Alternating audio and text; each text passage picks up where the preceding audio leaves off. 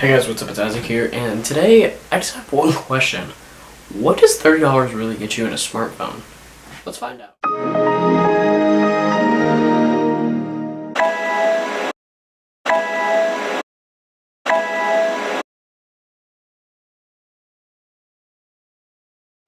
Now when you think of a smartphone, you might think about like $600, $700, even $800 smartphones, or $1,000 phones. I'm looking at you, Apple. What the f***, Rich? Those aren't really always the best. Like, it's like an expensive smartphone isn't the best. So, I mean, I paid $800 for my iPhone 8 Plus. Now, don't get me wrong, this is an amazing phone, but for like less than $100, you can get surprisingly good phones. So that's why I decided to make a video on a $30 smartphone. So this is the ZTE Maven 3, and for $30 it actually gets you a surprisingly really good phone. So that's what I want to show you guys in this video, is just show you really what's the quality of a smartphone for $30.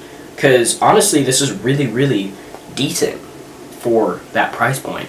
So let's go ahead and show you. So first, taking a look at the overall design of the Maven 3, you can see that that it's a pretty standard looking smartphone, nothing too crazy. It's actually fairly thin, fairly thin.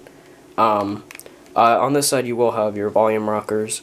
On the bottom you will have your micro USB port for charging and connecting to your computer. On the right you'll have your power button. And funny enough, even for $30 and for $800, there's a bit of a difference. $30 gets you a headphone jack. $800 gets you no headphone jack.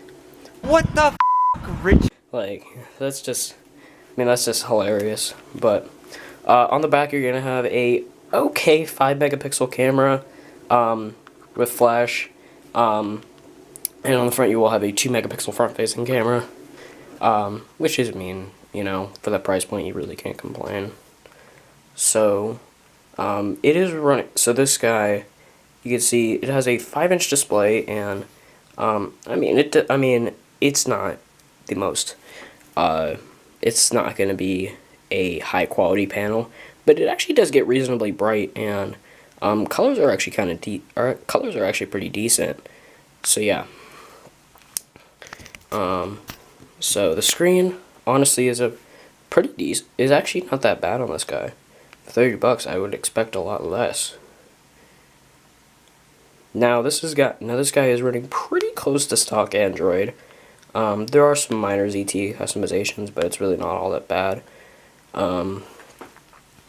You do have some minor stuff, but you can always, there are some very slightly tweaked ZTE apps, but for the most part it's almost stock Google and stock Android apps. So there are a few minor tweaks, like the icons are very slightly different, but the panel's pretty similar.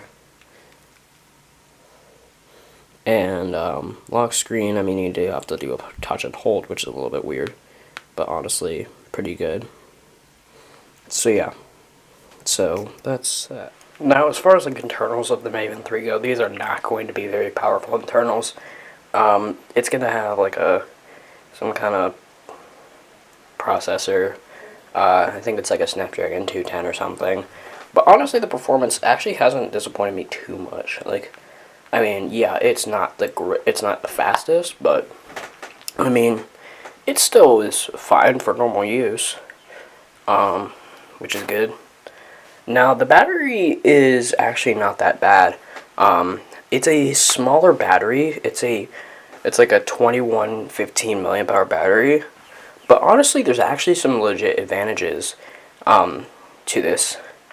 And another thing that I like is that you can take out the back cover, and you actually do have a removable battery. So if this battery ever goes dead, swap it off with another one, and you're good to go, which is kind of nice.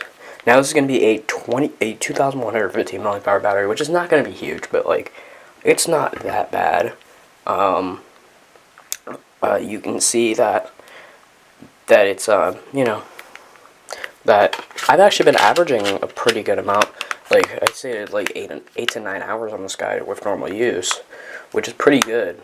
However, don't leave the screen on, because I accidentally did that yesterday, and the screen timeout went down, and I went back to seeing it with 3% battery. So yeah, don't leave the screen on for too long. Because yeah. Now, as far as the build and the design goes of the Maven 3, it is going to be all plastic, but I mean, it doesn't feel all that bad. Pretty tight tolerances, I would say. It's not too heavy, you know, pretty light, which is nice to see. The screen is going to be plastic, but honestly, it's not that bad. But yeah, overall, really decent design phone, I'd say, and good battery life. Now, there are going to be some problems with a smartphone, like there are with pretty much anything. There's nothing is perfect, but some of the problems that I've been having is that sometimes when I start it up, it'll like after it shows the AT&T logo, it'll basically like, you'll show the lock screen like a pretty much like a fake lock screen, and then it'll start to completely black out, and then it will like, hitting the lock button will do nothing, and then like a few minutes later, it'll just you'll just see the AT&T logo again. It'll be like, what just happened? And it's done that to me about 15 times at most to actually like properly start it up, which is really annoying. But I mean, today it had me like, it was like freezing my lock screen, blacked out, and then like the screen kind of like came on, the navigation keys were coming on, and then my normal lock screen just came back up. So I mean, that's still pretty annoying, but like, it's not, you know, it's not that much of a deal breaker. And another thing I have is that when you're like first getting into the phone after you power on, the SIM toolkit just pops up, like, and like you try to close it constantly, like 3 or 4 times, swipe it away, it just pops back up after a second, which is really annoying. Now, I don't know if that's if that's a thing with this phone, or if that's just an AT&T thing, but yeah, it's kind of annoying. Now this is going to be an AT&T prepaid device, which is, I mean, it's fine, but like, and it's actually going to be not that expensive. Well, of course, the cost of the phone is going to be really good. I don't have the cost of like AT&T plans anymore, but you know, you guys can find that out. So overall, it's a $30 smartphone worth checking out. Absolutely.